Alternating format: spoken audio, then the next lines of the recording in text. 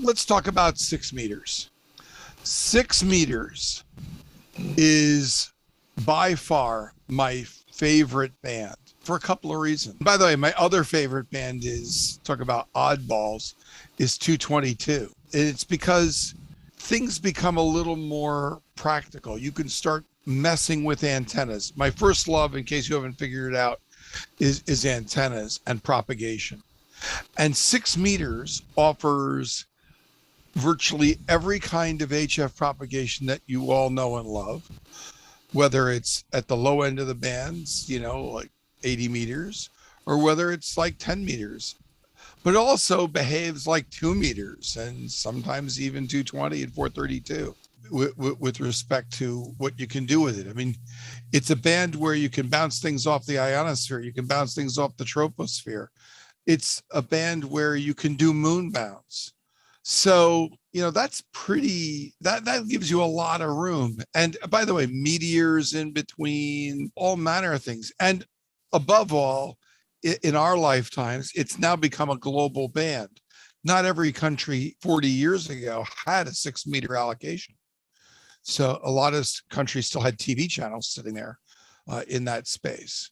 So this is a fun band in that the antennas aren't too big. If you want to put up a 3-element beam, it's something you can do on a relatively short boom. I mean, you need a quarter wave between the driven and the reflector, and you need a 20th of, a fifth of a wave, or maybe a quarter wave between the reflector and the first director, or less. I mean, so you can put it on a relatively short stick. So what is that? 6 meters is 18 feet. Quarter of that is 4.5 feet. Very, very manageable. So on a 6-foot boom, you can build yourself a 3-element Yagi. Now, that's pretty cool. You can also build yourself a loop. In fact, I even have one over my shoulder, which I could show you. It's a square loop. Basically, it's a loop with corners, but it works pretty well. I have one outside that's not online right now.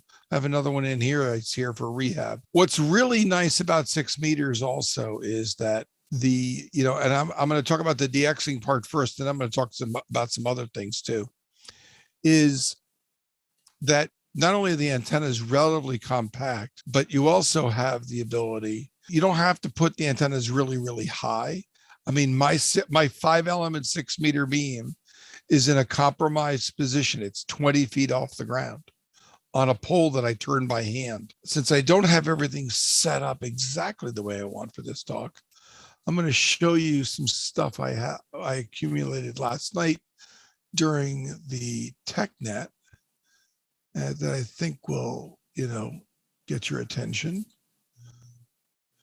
By the way, write this down: pskreporter.info, Papa Sierra Kilo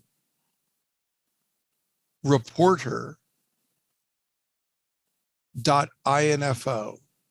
Very nice site. Now that site will let you see what everybody is doing, but also what you're doing. And you can break it down by band and mode. So it's not just good for 6 meters, it's good for all manner of things. So keep that in mind if you want to get an idea how 6 meters is doing. The other thing is, a lot of people fail to understand that if you listen on a band for activity and don't make any noise, then guess what? No contacts happen. If you don't transmit, the tree doesn't fall in the woods, there is no sound. So do keep that in mind as well. Well, here, of course, I was busy doing other things today. Let me just I'll turn my physical camera just to give you an idea. This is PSK Reporter for the last 30 minutes. Clearly, there's a spot in Peru, you can see that's talking all over North America. And there's also some guys in the Caribbean talking into the Northeast and the mid-Ohio, West Virginia, Pennsylvania area. You can see that as well. That's in the last 30 minutes right now on FT8 on 6 meters. So your radios, the more modern radios that you've accumulated in the last, let's say 20 years have HF plus 6. And that's led to an explosion of interest in 6 meters. Absolutely explosion of interest in 6 meters. People operate with dipoles in their attic. People operate with little verticals attached to their gutters. They operate with verticals and all manner of things. So, you know, it's pretty straightforward to get on. I mean, it's 2 lengths of 54 and change inch wire to make a dipole. So 108 inches, 109 inches of wire is your dipole. I mean, it doesn't get much simpler than that. I mean, you can hang that in the window or on your patio, or you can put up a little thin stick outside on your patio, a couple of radials hanging down, if you want to try that. Your antenna tuner that's in almost every radio, I mean, made today that has HF and 6 is going to handle the SWR for you and give you a decent match without any sweat whatsoever. The other nice thing is if you're not running like 100 plus feet of wire out to your antenna, you can get away with RG8X. It's not great, but if you're less than 50 feet, maybe even up to 70 feet, you know, you can run RG8X. You don't need to go to a lot of expense to feed your antenna. So, you know, think about that as well. So let's talk about, before we talk about the DX modes actually in more detail, let's talk about what else 6 meters brings to you.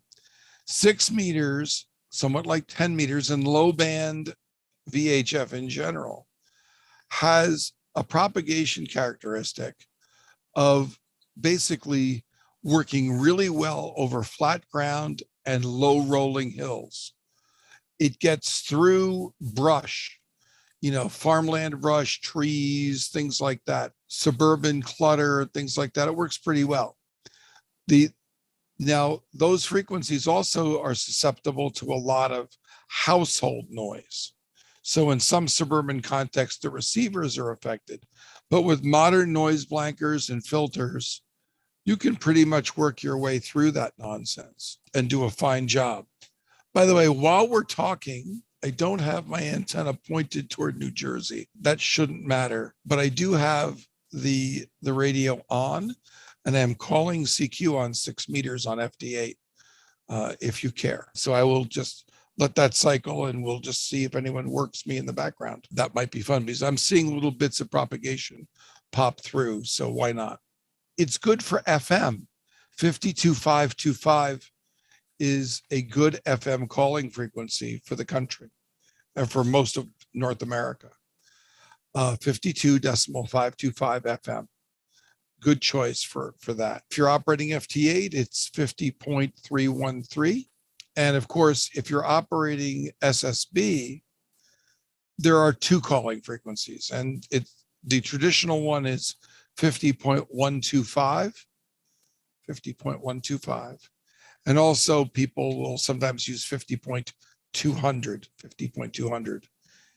And for DX, anything below 50.125 down to 50.1, it's 50.1, that's the DX SSB calling window for 25 kilohertz.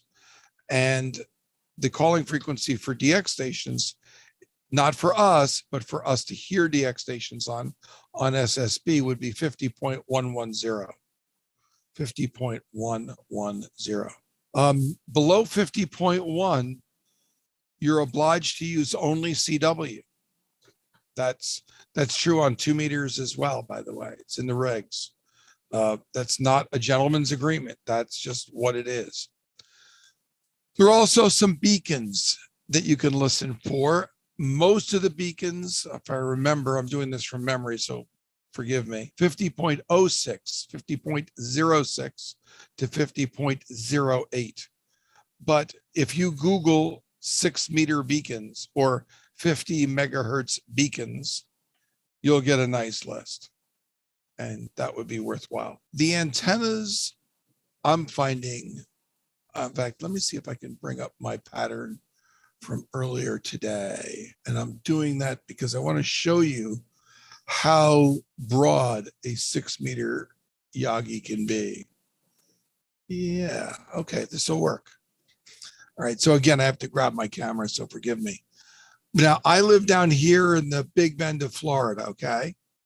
And you can see I've at least gotten the attention of somebody in the Northeast in the last 2 minutes and some local stations in Georgia and North Florida in the last 2 minutes since I started calling CQ. But you see these other tags, and including several in Mexico.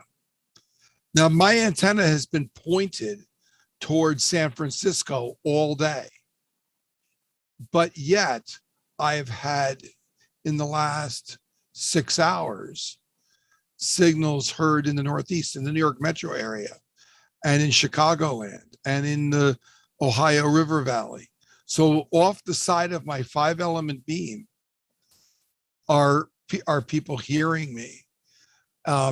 And I've worked those stations. I've worked a lot of stations in that area of the world. So my point is that a 3-element beam is generally more is more than sufficient. And if you want gain, you can make a 4. I'm partial to 4-element beams. I happen to have a 5, but I also have a 4. But a stack of 3-element Yagis is really, really nice. And you don't even need to rotate them. You could even have a beam pointed to the west, a beam toward Europe, a beam toward South America from the Northeast, and you'd work most of the stations you'd want and never have to buy a rotator. You could just flip a switch and rotate it and switch antennas. So think about that. So now let's talk about any questions about what I've covered before I go to propagation modes, because that's pretty arcane and requires some more antenna work. Anybody have a question? Okay. All right. So